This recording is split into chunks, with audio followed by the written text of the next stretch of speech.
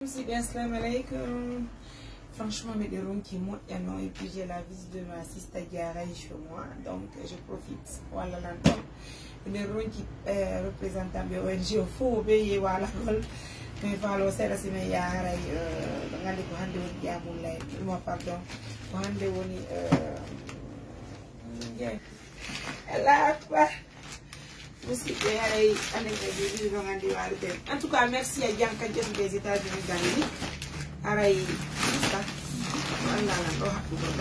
Django Haray, Inch'Allah, Django Haray ko Tome Yaka fi Django for Daka Bolata.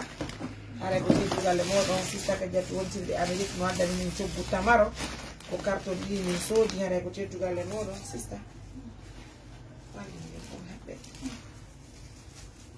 Hey, Jam. So, man. How do I do it? And that, or you know, they were there to do you, and that is like a kind of thing. And this, what I did, I don't know, fun. What I invent that. How I would do, you know. Je sais pas pourquoi je l'aime beaucoup, franchement. I love you. Aussi, bien, côté de Galles, ça vient des États-Unis d'Amérique.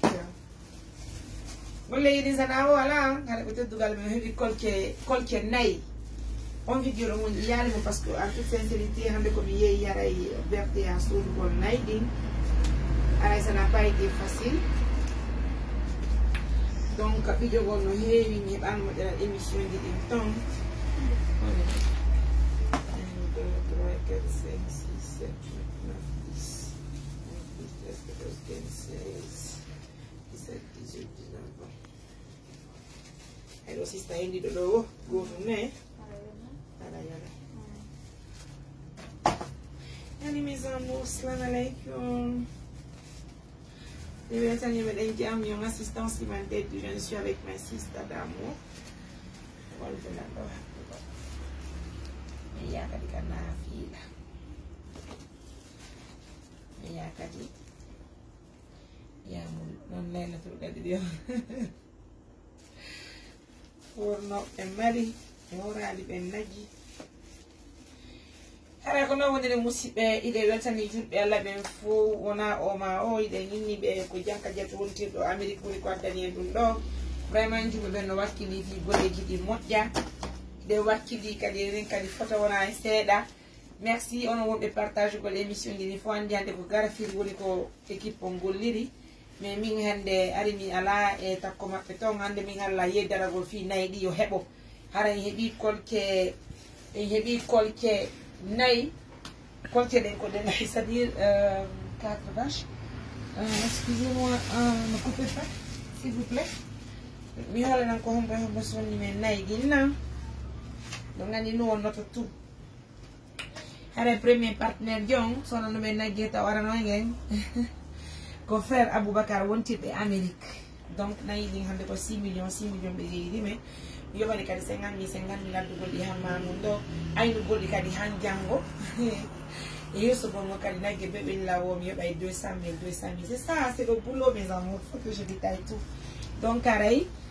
Partenaire ci arano ko frère Aboubacar wonti be Amérique bedal men kambe to mon kambe 6 millions et ni ko men sodu nagge ono nagge wote mais wawa hare andi go be mabbe sadaka o yafuto ko waysi de wolde inde yidi ko fiyo partenaire be ngam nulanga no yottade har golde no huure no moƴƴiri sen yori don musibbe ko sonnabe nyagara wonti be New York City en kadi addanno en montant de 2 millions haray watti e mabbe don tanti Aïssatou Amérique addani en montant de 3 millions donc on haray woni 5 millions leron 5 millions kadi haray Hadja Fatoumata ya fe taw haray leron 5 millions do makete be sister Fatoumata Amérique ben kadi wallu no hebude en montant de 1 million fi ko wattude dum no fi timmi 6 millions haray makete be Hadja Fatoumata bari on tibe Amérique addano en montant de 1 million 800 000 sister Mariam Emba Amérique do ngandi on kat sonnaji ka walli e modya no sunno on a bani nafaka on fi be yumirabe bundu be hebi jubi nogay e ka cium hudo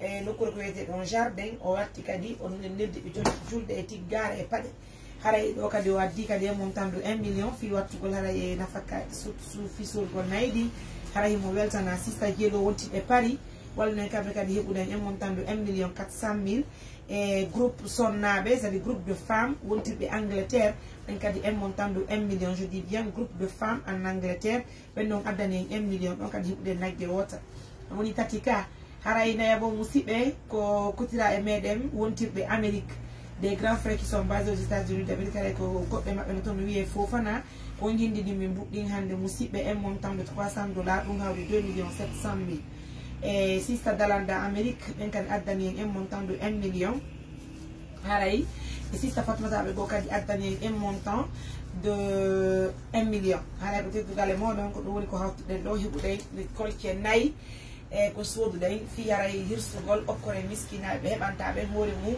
haray maafe julde haray ko teddugal e moɗon musidɓe wona wikkagol goɗɗo wona aybingol goɗɗo kala innuɗo meɗen aybinde yimɓeɓe meɗen tori Allah yo Allah change on tigui maɗum wonti kadi waɗa golle sokoɓe woni e waɗugol kon hara kadi wona mone piigui ɗi huwira on tini kala ko huwira mone barkata toroɗen tun Allah yo Allah newnan en huwen piigui ɗi no wonde en huwirini hara koye hoore ɓerɗe laaɓuɗe wona gacce goɗɗo wona waɗugol mone mo be men jokka ko jokki ɗum musidɓe haray dow meɗe weltani julɓe Allah ɓen fo en toute sincérité fotare wo ala namen kono mbiɗen hamdinani Allah waɗa subhanahu wa taala on hara kadi ko mouradu moƴƴi on tini hanki janggo mi yeɓɓuno dabugol équipe ka meɗen haray dama hiɗon andi jaami on ton kadi woɗɗike presque moƴƴa haray tigui tigui o min Mariame mi wawi yarugol to wo ñande suuma si suuma on lanni haray toppitoɗen kadi golleji goy no gandi kadi ɗe mbaɗi mission watte ɗo labbe kadi e woto yeggotoninira e meɗen ɓe ɓe ittuɗen haray sannu e haray ɓen ɗon kadi no hato guini e ballal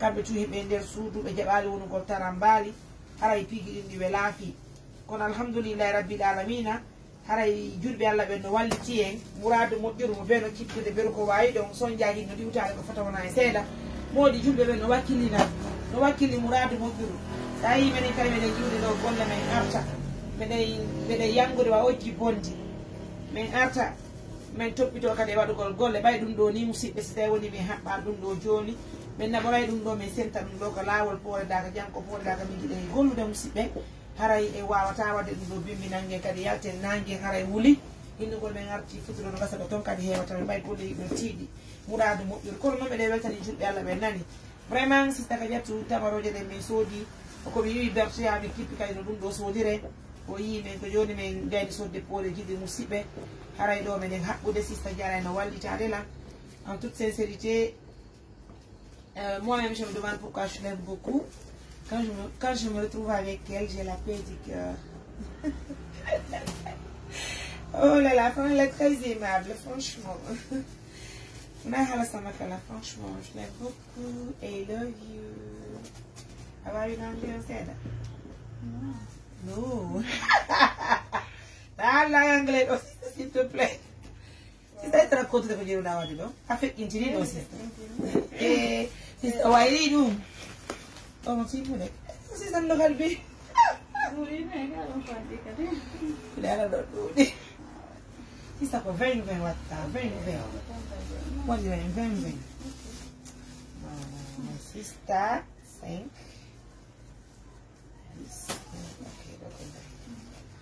Ça va de la 20, c'est bon. D'accord? YouTube, oh, look at YouTube.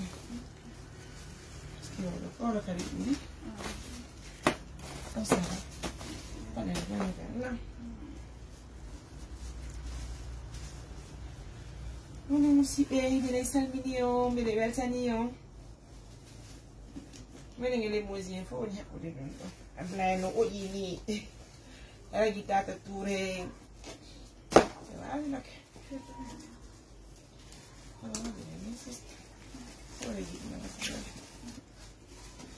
en tout cas mbeɗe welti mbeɗen jarni o mbeɗe weltani o moƴƴa joyi o lawƴide sista ɗon a compta e rapide mo daka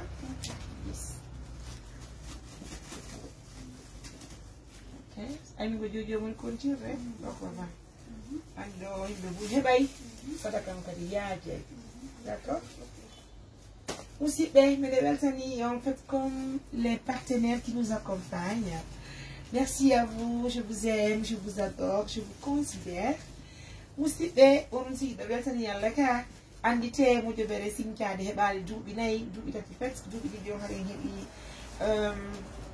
ko duuɓi ɗiɗi heeɓi gila heɓuɗen agrément meɗen o haray musidɓe ko annintingol golleji ko huuɗen kon hande en toute sincérité hiɗe weltani Allah je ne vous mens pas en darni cuuɗi jeɗɗi en darni jamiji jelu Allah no waɗi barki e golleji men ɗin hay hiɗe weltani juɗɗi forage ɗiɗi kan hay comptotako barkiji Allah e juɗɗe Allah ɓe fou on tini sila e fi Allah Allah no e fi maɗa ɓen tori Allah yo Allah jaɓa men ko hewruɗen kon yo Allah jaɓa sadakaji ɗi ɓettuɗen kon few yo Allah Allah subhanahu wa taala okkor en jawdi laaɓoli newnana en mayen umra mayen hajju kadi en fo meɗen musidɓe en tout cas en toute sincérité musidɓe haray ɗi mboɗo joni ɗe teeɗi wona yawre wona wirtugol hayɓe goto ko golle men jokkuɗen ko fi andingol partenaire ɓe meɗen ɓen wondema haray golleji men ɗin haray tigui jon ko ni woni e yarde on tini ɓe ala ɗo wona o sonnajo adduɗo ɗum ɗo ko hanɗo e to o woni Amérique woni min soodu tamaro min sentade julɓe Allah ɓen fi haray huntari ni joni so min soodi ɗum ɗo min filmali min yaltinari ka mboɗo min hollalimo ɗum ɗo yalti haray ko honno hirɗo musidɓe no sabu batte ko ɓe holata ko ɗum ɗo partenaire jo kadi na Maria min ka mi soodi maro mi watta ka 4 ɗon ma min kadi janggo mi soodi e 4 ko hirsade miskina ɓe ɓay ɗon anduto si onon hiɗon heɓude guerto ma teew ka moɗon ton woɓɓe gonoɗa ko wallahi sa okkorali ɓe heɓanta hoore maɓɓe ɓe anda e lawol boucherie kon to heɓata en toute sincérité haray sen hirsi ɗum ɗon e wawi yaade zokkite ɓen ɗon ka fulasoji ton okkoreɓe ɗum ɗon haray ala koye waɗali hay si ɗen hirsude 4 ɗi hande komi inni on tummi wawali waɗugol mbodoji ɗin ton par ce que tawi 4 ɗi ko kuto woni waɗede ko toon mi yehi mi dari mi heeɓi ɓeɗu ko ɗin 4 ɗon haray ko teddugal e moɗon musidɓe miɗen weltani on miɗen jarni on ko mourado moƴƴuru on tini si miɗen arde hirsugol kadi mi andintinaymo be 4 ko soodi ko haray ɗum ɗon fof ko sembingol golle kañum partenaire ɓe amen ɓen andina ɓe ɓuuri ko ɗomen okkude ko miɗen weltori mourado moƴƴuru joni haala lanata musidɓe fiyamen yawuɗo caméraman joni tiwali to men haɓɓugol ɗo haray je pense qu'on va couper le live la vidéo en tout cas merci à tout le monde merci à Sista Diaye qui m'assiste walde lan ɗo boɗɗa sinon je suis hyper fatiguée franchement je suis très fatiguée parce que min gari ɗo min prépare me yaka juulirɗa kadi hande ko ton mi woni waali ɗo musidɓe ɓe nawo duru dura mahamada lemarana yeeyi mahamada juddade wari wuro ɗo ɓe mari ɓe worali mari ɓe worali naji en tout cas merci j'aime bien ça franchement comme on n'a pas été si ɓe yeeyi ɗo ɓe yiyano ko jammi jogui ɗum duru dura mahamada lemarana yeeyi mahamada juddade wari wuro mali ɓe worali daƴi gacci ɓe oɗoɗo musidɓe e ngeynangue alors koye mbaraji mum. C'est juste une petite vidéo que j'aime pour vous, c'est juste une manière d'être près de vous. I love you, oh là là. Et ça vous mentir, je ne veux pas oublier mes tata caviar. Oh le caviar. Partenaire bien même, ouli ben naï. Wallah, je ne vous mens pas. Et addani men, c'est des addu de sadaka gidin, fi wargol sunaka tigidi, et takora don fi mojo bere. En toute sincérité. Ouli ben naï, hadja kanjatu.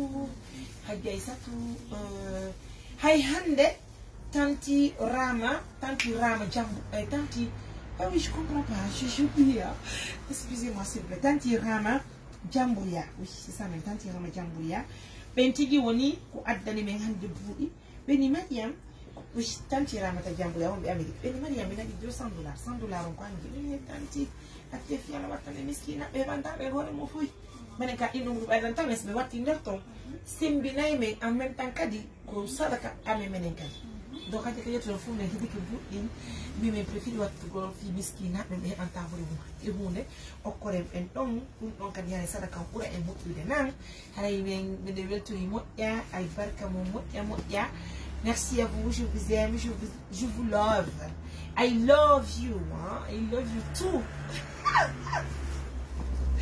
ɓe tigi mi feƴƴitide ɗo sista oh mon Dieu, en